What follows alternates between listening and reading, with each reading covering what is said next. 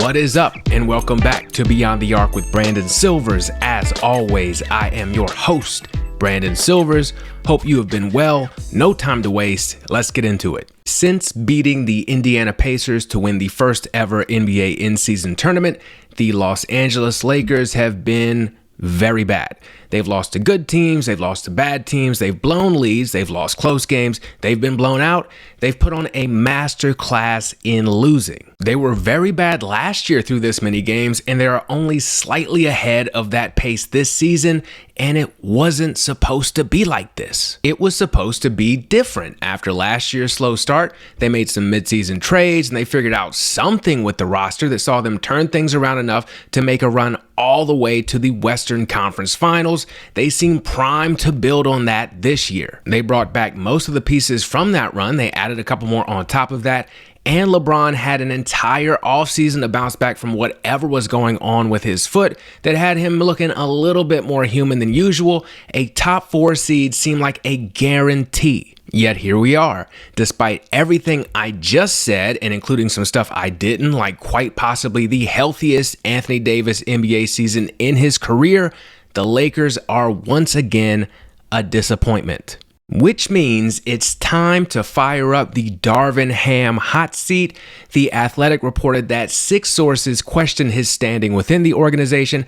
That's such a specific amount of sources mentioned that I have to believe he's in some kind of trouble. And he should be. He seems to have no rhyme or reason for his rotations, which causes players to be out of rhythm. He'll sit guys who are hot and he'll play guys who are cold. I couldn't tell you this team's identity, and that's not something you should be able to say about a team whose 2 best players are Anthony Davis and LeBron James. LeBron seems particularly fed up to the point where he's being snippy with the media, which is rare for him. That's incredible considering how long he's been in the public spotlight. Now, what's not rare for him is to be on a team that's on the hunt for a new coach. Coaches are hired to be fired. That's the name of the game in all sports. Trust me, I'm a Carolina Panthers fan.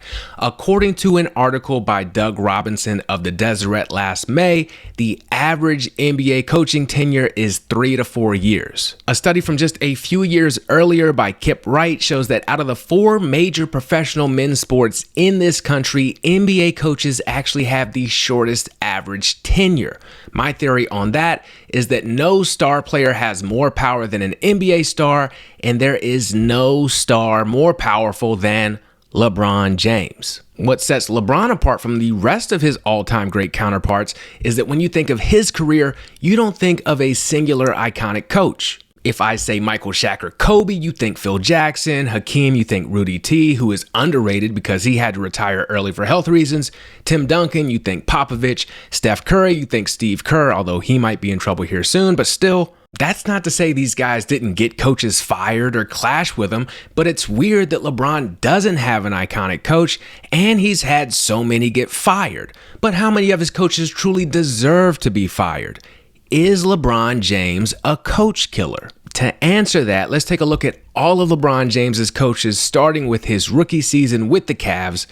The year is 2003. Lanisha Cole is in the music video for Pharrell's Frontin', featuring Jay-Z wearing a Texas Rangers hat. Shout out to Danny Foxworth.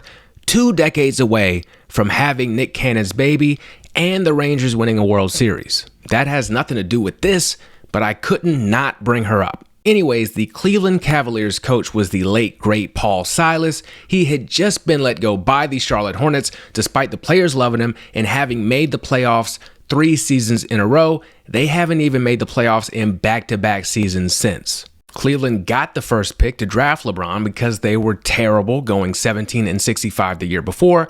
The only notable roster moves they made were getting rid of the players who you would most certainly not want your young potential megastar learning how to be a professional from. Like Ricky Davis, who once tried to get a triple-double by intentionally missing a shot at the wrong basket, and infamously said that he was glad they were bringing in LeBron James to get him some help, which is a stunning lack of self-awareness. This was Ricky's second stint under Silas, and it didn't last long as he got traded in the middle of December of that first LeBron season. Cleveland won 35 games that year, a significant improvement, and they took another leap the following season and were 21-12 and the number 2 seed in the East after a win on my 16th birthday. which is January 11th for those of you keeping score at home, and I'm accepting gifts all month long. That was the peak for them, unfortunately, because the wheels fell off and the engine dropped out. On March 20th, they lost a game to the Raptors despite LeBron's 56 points, and they were holding on to a playoff spot for dear life, and they decided to fire Paul Silas. What the hell happened? Cavs GM Jim Paxson said at the time, quote, "We're 64 games into the season and we still don't have a consistent rotation, substitution patterns, those types of things." Would be very cool of Jim to give Rob Pelinka a call and let him know that these are fireable offenses. Jim also criticized Paul's ability as a motivator. Now, I don't know if he was bad at motivating players, but he certainly had an interesting way of doing it. Eric Snow was someone they brought in to be a locker room leader, but Paul got into it with Eric after subbing him out one game for committing an 8-second violation like a minute into the game. Eric didn't come to the bench quick enough for Paul's taste, and they had words, and Paul sent him to the locker room, presumably since that's where he did his best work. If I was making a short list of worst starting point guards I've ever seen, Snow would be near the top. He started all 82 games in the season after Silas was fired. He played 28.7 minutes per game and averaged a whopping 4.8 points and 4.2 assists. He should have been benched for his play and not his attitude, but at least that benching led to one of the most hilarious coaching moments ever. In the post-game press scrum, Silas gets angrier and angrier at the media for trying to ask him about the incident. He keeps telling them he's not going to talk about it. Then finally he reaches peak exasperation and says, "Jesus, am I speaking Chinese?" As great of a coach as he was, Paul was the GOAT of hilarious post-game moments. As a player, he was an enforcer, 6'7", tough as shit, doing the dirty work, ready to fight. Maurice Lucas was the enforcer of all enforcers, and Paul elbowed him in the face and knocked him out at the tip-off of an exhibition game once. And it's not like he got older and mellowed out either. Even years later, when he was coaching the Bobcats, he threw Tyrus Thomas in a locker during an argument when he was 68 and Tyrus was 25. Paul was a true fuck around and find out all-star. Cavs player Ira Newble found out himself when he confronted Silas after a game in Atlanta.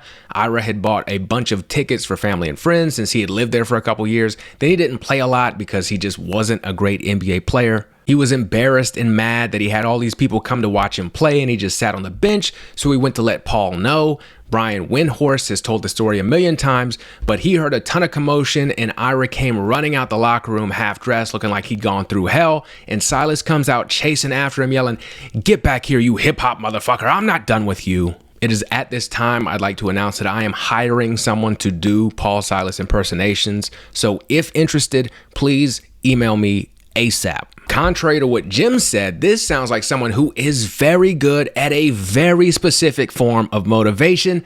Nonetheless, he was fired and the Cavs ended up missing the playoffs anyways, but was it LeBron's fault that he got fired? No. Silas was a great coach who did what he was supposed to do with LeBron and that awful roster. He was fired early, but the organization was probably just scared he'd end up killing Drew Gooden. And even with all that, the players still loved him, even Newble. Years later, Newble acknowledged he'd been wrong in that incident, and they actually developed a bond after meeting to discuss it, and he treasured his time playing for Paul. He was devastated when he heard that he had died. Most importantly, numerous players on that Cavs team talked about how much LeBron respected Paul Silas. LeBron himself called Silas one of the greatest human beings he's ever been around. I can't imagine Silas's firing had anything to do with LeBron. The next LeBron coach was current Kings head coach Mike Brown. It's wild to think about now, but he was the second youngest coach in the NBA when he was hired, and it was his first head coaching job. In 5 seasons under Brown, the Cavs took that next step it looked like they were going to take under Silas on my 16th birthday.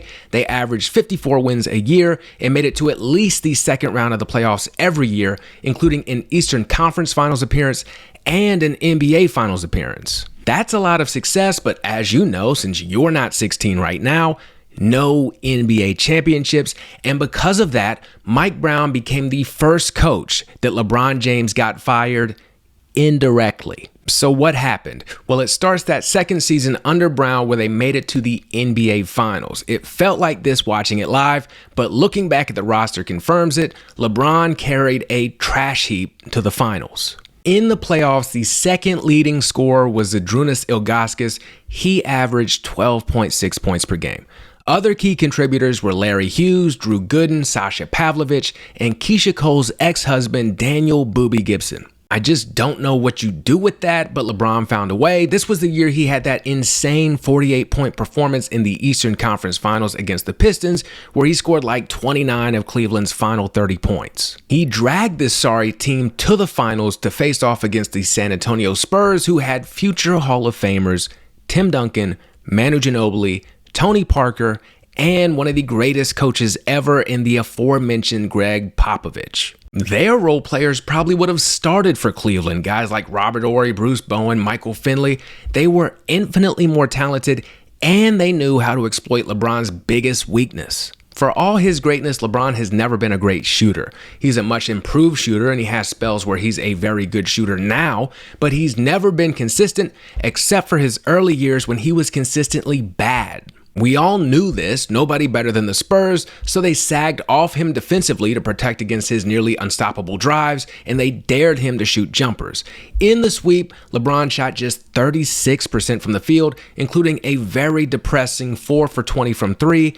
On top of that, he also averaged 6 turnovers per game. These weaknesses, lack of talent on the roster and James's jumper, were the story for the entire Mike Brown era. Even as they were able to figure out how to win in the regular season, where they had a 66-win season and a 61-win season, things fell apart in the playoffs where even the best offenses get jammed up.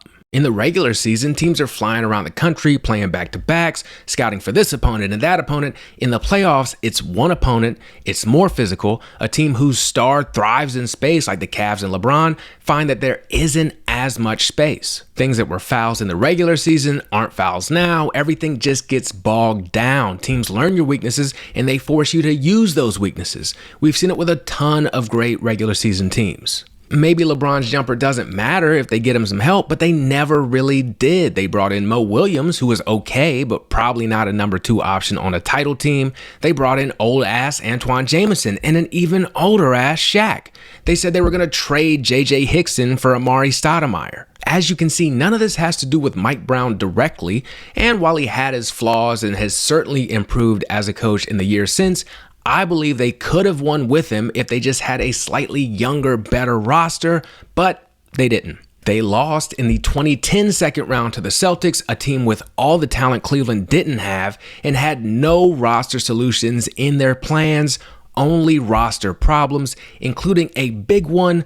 LeBron James was about to become a free agent, so what'd they do? They fired Mike Brown in the hopes they could convince LeBron to stay and play for another coach, a coach he respected. Now, an overarching theme of the Mike Brown era outside of the playoff flameouts and bad rosters was the very public opinion that LeBron was actually running the show and didn't look at Brown as an authority figure. Again, Brown was young. This was his first head coaching job, and he's coaching the league's best young star. He's not calling anybody a hip-hop motherfucker. He's there to keep LeBron happy and stay out the way. I was reading an article from Slam about their relationship dynamic back then, and it was detailing this supposed huge shift in their relationship dynamic because Brown finally got in LeBron's face and challenged him to play harder and better for the first time in his tenure. This dramatic event of Mike Brown finally becoming brave enough to coach LeBron took place at the end of the regular season of Brown's 5th and final year. Guess what, buddy? If you wait 5 years to get respect, you missed your chance. To Brown's credit, his current team talks about how he's constantly getting in their faces and challenging them, so he's certainly improved in that area, but he was about a decade and a half late on when he should have done it with LeBron. The Cavs knew this, offered to bring in a guy LeBron respected since they couldn't put together a roster to save their lives, and LeBron took his talents to South Beach to play for Eric Spoelstra. With the benefit of hindsight, this is the iconic coach we should associate with LeBron's career. He's one of the best coaches in the league today, just got a huge contract extension, the best coach LeBron has had in his entire career, and LeBron won 2 of his 4 rings playing for Spo. But instead of thinking of him as LeBron's Phil Jackson, he takes his place in LeBron's story as the first coach LeBron tried to get fired. Where the Mike Brown firing was a result of the Cavs organization thinking that's what LeBron wanted, the Heat didn't have to wonder because LeBron went straight to him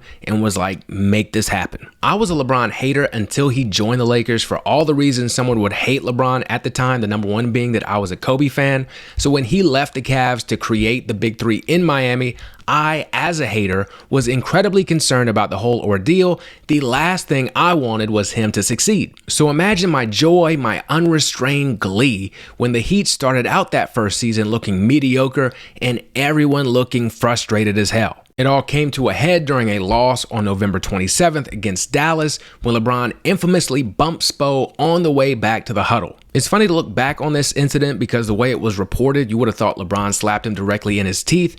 And we know that now, while he's not Paul Silas, Spo's down for a rumble himself as he's had to be held back from going after Jimmy Butler. But LeBron James, NBA superstar, best player on the team that was supposed to be the best in the NBA, intentionally ran into his coach on the way to the huddle, so that was news if for no other reason than it was so out of character for him. The Heat lost that game to fall to 9-8, and LeBron went to Heat president Pat Riley to get him to fire Spo and come down and coach the team himself. Which is funny because there's probably no Pat Riley to go to if Magic Johnson hadn't himself uncharacteristically gone to Dr. Jerry Buss to get his coach at the time, Paul Westhead, fired and Riley named head coach of the Showtime Lakers. The thing about LeBron that makes him different than Jordan and Kobe is that LeBron actually wants to be liked. Looking back, he probably would have tried to get Mike Brown fired the same way, except there's smoke that comes along with that. What changed is that for the first time in his career,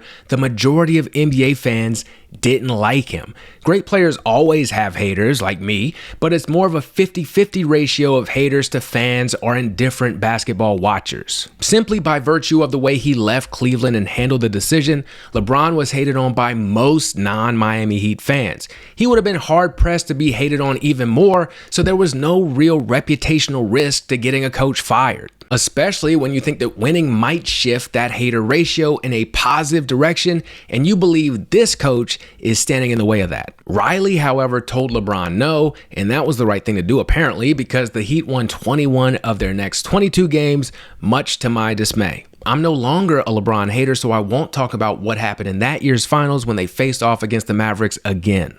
LeBron's time with the Heat is the most important part of his legacy. He won his first NBA title, he improved his jumper, he made the leap to undisputed best player in the league, and most importantly, he moved past whatever hangups he had about exerting all the power he had accumulated as a result of everything I just mentioned. This came in handy when he went back to Cleveland to play for David Blatt, a man who had a ton of success in Europe but was a rookie NBA head coach. It's important to note that when the Cavs hired Blatt, they thought he'd be leading a young team of Kyrie Irving, Dion Waiters, the previous year's number one pick Anthony Bennett, and that year's number one pick Andrew Wiggins. Everything changed when LeBron announced he was coming back, and now Blatt, instead of guiding a young team trying to find its way where he could also learn the intricacies of being an NBA head coach, was coaching the title contender with the league's best player. He was also trying to figure out how to make Kyrie and a newly acquired Kevin Love fit with LeBron, which would be tricky for any head coach, much less one in his first NBA season. As a result, they were inconsistent to say the least, a 4-game losing streak followed by an 8-game winning streak, a stretch where they lost 10 of 12 followed by winning 12 straight. But despite having Tristan Thompson and Kendrick Perkins on the roster, they still had plenty of talent, including the most talented player in the league, so they were able to overcome everything and make the NBA Finals. Unfortunately, they didn't have plenty of talent by the time they got there because Kevin Love was hurt and Kyrie got hurt in Game 1, so they lost to the Warriors in 6 games despite a masterclass LeBron performance. You could easily see where this was a championship team heading into next season if things stayed the course. On paper, they did for the Cavs as a team. They were 30-11, best record in the East. But other teams had gotten better. The Warriors were 39-4 on their way to their infamous league record of 73 wins. The Spurs were 37-6.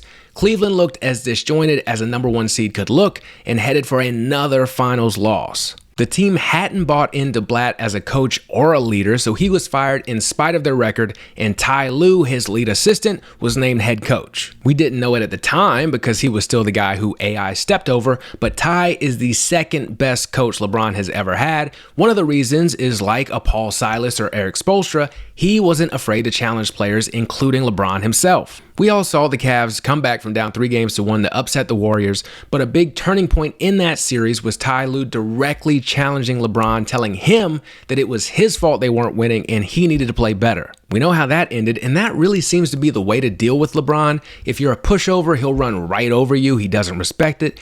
Challenge him directly and he'll respond. That's a common thread among all-time greats. And it's also a trait of all-time great coaches. You have to be able to command respect and challenge players to do better. You can be the greatest X's and O's coach ever, but if players don't listen to you, it's useless. That was the only title they won because Golden State went out and got Kevin Durant, but Lue was the coach the whole time until LeBron left to go play for the Lakers and coach Luke Walton. Tell me if you've heard this before, but LeBron's first year got off to a slow start. Ty Lue actually explained why this happens in an interview a couple years ago. LeBron can do so much that it takes a long time to figure out how many different ways to use him and how all those different ways affect how you use the other players if you ever do happen to figure it out. Luke Walton did not, so he was gone after that first season after they won just 37 games. How can I be so sure it was Luke's fault? Well, he was just as bad at his next stop in Sacramento. Also, the very next year, after replacing him with Frank Vogel, the Lakers won the NBA championship. Now, they also added Anthony Davis in the end of that regular season, and the playoffs were played in the bubble, but still, I have seen absolutely no evidence that would lead me to believe that Luke Walton is a competent NBA head coach. So let's talk about LeBron's last head coach before Ham, the aforementioned Vogel. He had a solid run with the Lakers and a not so solid run with the Magic before heading to LA. And like I said, he led them to the bubble ring, but also got fired 2 seasons later after missing the playoffs. But was it LeBron's fault? My initial thought was no, but we actually got a little bit of extra insight here recently that's made me reconsider and change that to an indirectly, like our good friend Mike Brown. A report just came out that Vogel was fired for failing to successfully integrate Russell Westbrook. See, LeBron James isn't necessarily a coach killer, at least not intentionally. The one time he tried, he was told no, and rightfully so, because that would have been the wrong move. I'm not sure how hard he's lobbying for input on coaches, but it does look like organizations aren't listening to him either way. Where they do listen to him, even though he's proven time and time again that you probably shouldn't, is when it comes to roster moves. The Westbrook trade is a perfect example of that. Even at Russ's peak, it seemed pretty clear that he wouldn't age gracefully. He's a guy who needs the ball. His athleticism played a huge role in his success, never was a particularly reliable shooter, and never displayed the self-awareness that would allow him to overcome all of what I just mentioned. Why LeBron thought he would still be able to come in and be a key piece on a title contender is still something I can't wrap my head around. I also can't understand why the Lakers would listen to him. One of LeBron's most talked about strengths is his ability to make other players better. However, while I agree that's true, it's only true for certain types of players. If you're a catch and shoot guy who doesn't need a ton of shots, playing with LeBron is going to take your game to the next level. Think Mike Miller, Shane Battier, Ray Allen, hell, even Damon Jones. The way LeBron's game works is he's going to force the defense to help, and he has the court vision and passing ability to hit you right where you want the ball. All you have to do is knock down 2 out of every 5 open threes. Boom, easy. I could do that right now. The other player who thrives alongside LeBron is the guy who's on the cusp of being a number 1 and number 2 option. The Anthony Davises, the Kyries, the Dwayne Wades, who was flat out a number 1 option, who sank down to a number 2 beside LeBron. That works because the defense has to focus on LeBron because he's the all-time leading scorer, but he's unselfish enough to where the number 2 guy is still going to get number 1 guy touches. Again, I love Kobe and Michael Jordan, and they were underrated as passers, but if you were their number 2 option, you were going to feel it. There weren't too many nights when Powell or Scottie Pippen had more shot attempts than those two. That's not LeBron's style, though, so you don't really feel restricted in your offensive game as his number 2 option. On the other hand, the players who have struggled over and over again beside LeBron are the number 3 guys on offense especially if they're former number one options. They go from being someone who has the comfort of knowing, okay, if I need to find a rhythm, I can just clear out whenever I want and get myself a shot until I'm rolling, to a player wondering when their next shot is going to come. Because remember, it's not just that LeBron has to get his shots first, but then so does D Wade or Kyrie or AD. So now you just got to get in where you fit in. We saw how this went with Chris Bosh and Kevin Love. They were both open about how tough it was to adjust their games. LeBron was out here subtweeting Kevin Love at one point because he was so bad. And those were two guys who were in the prime of their careers. So why anybody thought Russell Westbrook, who was on the decline and less of a fit than those other guys, would be able to make that adjustment is insane to me. Where you had Kobe and MJ superstar arrogance, for a lack of a better term, showing itself in them thinking they could hit any shot, LeBron's comes through in him thinking he can make any guy better, and apparently that goes double for clutch clients. So we have our answer. LeBron isn't a coach killer in the traditional sense of the phrase. He's just a terrible GM who indirectly sets coaches up to get fired by strong arming teams into bringing in players who are terrible fits. And it's important to note that those coaches end up deserving to be fired because truly great coaches can figure out how to make even the worst pieces fit together. Again, the two best coaches LeBron has had, Ty Lue and Eric Spoelstra, made it work with that less than ideal third option fit that we just talked about. His lack of an iconic coach has more to do with him being the only megastar to change franchises this many times than the quality of coaches he's had. That's the next most interesting thing to me about his career. He'll go into the Hall of Fame as a Cav, I'm guessing, but just like we don't associate him with any particular head coach, I don't associate him with any particular franchise either, and part of me wonders the effect that's had on his overall legacy. But that's an episode for another day because we've reached the end of this one. This has been another episode of Beyond the Arc with Brandon Silvers. Appreciate you watching, listening, subscribing, rating, reviewing, and sharing. Hope y'all have a fantastic week, and I'll catch you later.